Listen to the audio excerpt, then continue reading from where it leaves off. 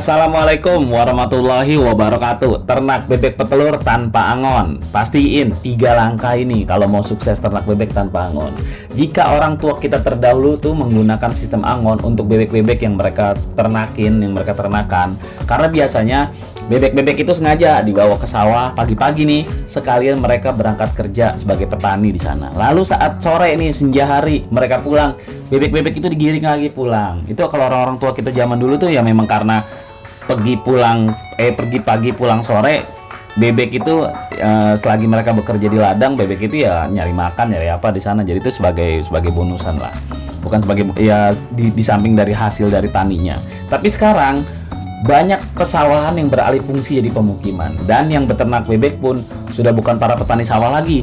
Kecerdasan para petani sekarang membuat cara beternak bebek semakin simpel dan mudah. Kalau dulu bebek seperti itu diangon, dibawa ke desa, ke sawah. Sekarang mah udah bebek di rumah aja, kita kasih pakan aja di sini, lebih cepat daripada pulang. Walaupun bebek kadang-kadang udah tahu jalan pulang ya, begitu digiring dia tahu belok sono belok sini, tetap aja kan satu terpisah, 2 hilang, 1 dimakan ular gitu-gitu. Jadi masih banyak resiko kehilangan. Nah, khusus buat peternak pemula atau peternak yang memang bukan dari petani sawahan ataupun petani sawahan yang ingin berinovasi dengan ternak bebek tanpa angon, sepertinya ini adalah alternatif nih, sistem ternak tanpa angon menjadi salah satu pilihan yang tepat. Dalam sistem ini, kita mengawasi dan merawat bebek yang hanya di dalam kandang, tidak perlu susah-susah mengembalanya. Jadi nggak perlu lagi nih menggiringnya ke sawah sore, mengembalikannya ke kandang lagi. Menggiringnya ke sawah pagi, mengembalikannya lagi sore ke kandang. Belum lagi saat hujan deras tuh. Kalau udah hujan, saya ngomong begini karena saya kebetulan ada kawan yang memang ternak bebeknya masih sistem angon. Belum lagi kalau hujan deras nih, pagi-pagi hujan deras nih, otomatis kan mau ke sawah juga males. Udah namanya apa sih, jalanannya udah becek kan, namanya sawah ya pasti jalanannya becek kan kalau udah hujan. Nah, siangnya nih kalau udah hujan begini kan bingung, berarti bebek nggak diumbar, kasih makan seadanya di kandang. Nah, itu berpengaruh ke telurnya. Begitu juga kadang-kadang nih pagi mah jalan lancar, begitu siang sore hujan, guntur gede, geledek gede, semua jadi kerepotan sendiri lah pokoknya. Kejar-kejaran sama hujan, giring bebek gitu. Jadi kalau sistem angon ini memang banyak masalahnya sih.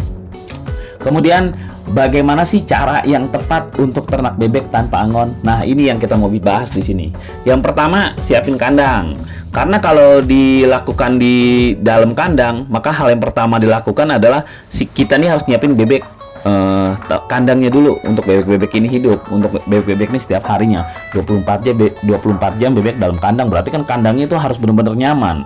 Jangan sampai kandangnya di pinggir jalan besar yang suara motor berisik, yang ada bebek stres nggak betelor-betelor. Nah, kandang ini bisa kita buat dengan sistem intensif dengan ukuran idealnya nih 7 kali 8 meter. Hitung aja 7 kali 8 meter. Ini bisa nampung bebek berapa sih? Bisa nampung bebek 100 ekor. Jadi untuk bebek 100 ekor, ukuran kandangnya 7 kali 8. Namun, jika kalian punya lahan yang lebih luas nih, lahannya luas gitu ya, nggak apa-apa, lebih luasan aja. Walaupun isi tetap 100, kandangnya kalau bisa lebih luas. Selama bebek itu nggak berdesak-desakan, nggak terlalu kesempitan, lebih nyaman, lebih nggak stres, telur juga lebih stabil daripada yang mepet-mepet lah. Nah, untuk atapnya terserah mau, tapi kalau asbes kadang-kadang masih panas banget ya kalau siang ya. Makanya kalau atap tuh saya sarankan sih ya pakainya genteng atau ijuk aja biar ada adem. Nah, itu yang pertama kandang. Yang kedua, pilih bebek yang siap bertelur. Telur bebek yang berkualitas tuh hanya akan dihasilkan oleh bebek yang berkualitas juga. Itu udah omongan banyak lah. Mau hal yang berkualitas, yang bikin orangnya juga berkualitas. Mau bibit berkualitas, indukannya harus berkualitas. Itu udah omong-omongan umum lah. Untuk itu yang penting bisa kita pastiin dulu kita memilih indukannya. Kalau ini kita bicara bebek ya. Untuk itu kita bisa memastikan memilih bebek yang punya kualitas. Adapun ciri-ciri bebek yang berkualitas itu yang pasti nih, yang untuk siap bertelur, yang pasti nih usianya harus 5 bulan ke atas. Jangan 5 bulan ke bawah, jangan udah kita beli nih. Kalau kita beli yang udah siap bertelur, beli yang udah 5 bulan ke atas. Jangan, biar nggak nunggu lama-lama. Udah kita beli bebek masih 3 bulan, biar gedenya udah kelihatan gede gitu. Kita tunggu sebulan, 4 bulan baru belum bertelur. Sebulan lagi 5 bulan belum bertelur. Kita udah capek melihara. Makanya beli yang udah 5 bulan ke atas. Nah, selain itu mereka juga harus nih wajib punya bobotnya 1,4 hingga 1,6. Beratnya nih, bobot badannya nih. Jadi kalau bebek yang bagus tuh beratnya 1 kilo lebih. Jangan di bawah 1 kilo atau 1 kiloan. Oh, kalau udah umur 5 bulan beratnya masih 1 kilo ke bawah itu jangan dibeli dah. Pokoknya kalau 1 kilo ke atas, 1,4 1,6 tuh paling bagus untuk petelur ya. Berarti udah siap bertelur banget tuh. Kalau lebih pastinya kan bebek tuh punya pantat, punya tulang apa sih belakang tuh ya. Kita tempelin aja sama jari kita. Kalau jari kita masuk 3 jari berukuran kurang lebih 3 jari gitu, berarti ini udah siap bertelur, udah gede lah gitu badannya gitu ya. Jika membeli indukan dari peternak bebek, pastiin untuk memilih ukuran yang seragam. Jangan satu gede, satu kecil, satu sedang, satu jangan, seragam. Biar telurnya juga kita seragam nantinya. Karena kalau bebek kecil nggak mungkin telur gede, bebek kecil telur kecil, bebek yang gede telur gede.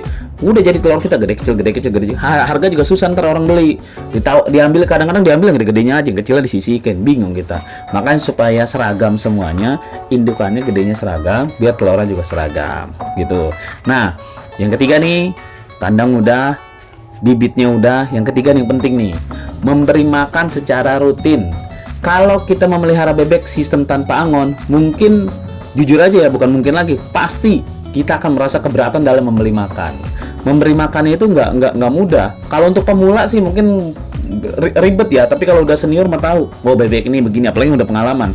Oh, bebek ini mah apa aja doyan. Dia kan termasuk hewan omnivora yang bisa makan daging, bisa tanaman, bisa semua bisa. Pokoknya semua sisa-sisa makanan kita juga bisa, semua bisa. Nah, untuk itu pakan untuk bebek sebenarnya sangat mudah. Cuma yang dibutuhkan ini konsisten.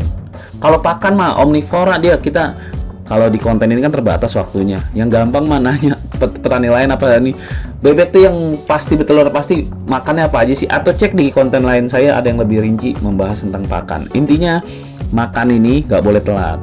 Pagi umpama jam 8, siang kita mau kasih lagi jam 12, sore kasih lagi jam 5. Nah itu kita ini tuh.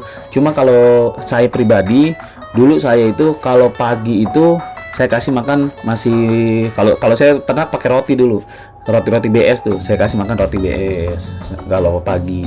Siang saya kasih masih roti lagi. Nah sore baru amisan itu ya jor-joran ikan, ayam gitu apa dari pasar gitulah. Boleh juga sih amisannya di pagi, boleh juga, ini bebas aja sih, tapi intinya ada karbohidrat, makanan pengenyangnya, ada amisannya buat merangsang bertelurnya.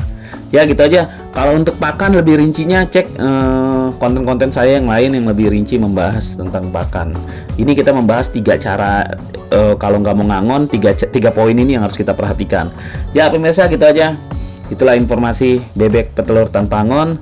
Sekilas informasi harusnya dapat dengan mudah diaplikasikan siapapun yang sudah punya niat, sudah punya tekad. Intinya usaha nggak mengkhianati hasil. Terbalik ya, hasil nggak mengkhianati usaha. Berbagi nggak pernah rugi. Kalau nggak pernah berbagi, usikum wa nafsi bitaqwallah. Wassalamualaikum warahmatullahi wabarakatuh. Nah, itulah diskusi kita. Tulis di kolom komentar apa yang kamu pikirkan agar kita bisa mendiskusikannya lagi. Yang belum subscribe, jangan lupa subscribe dan aktifkan lonceng agar channel ini terus terbangun dan kamu menjadi yang pertama mendapatkan pemberitahuan video untuk diskusi-diskusi kita yang lebih seru lagi.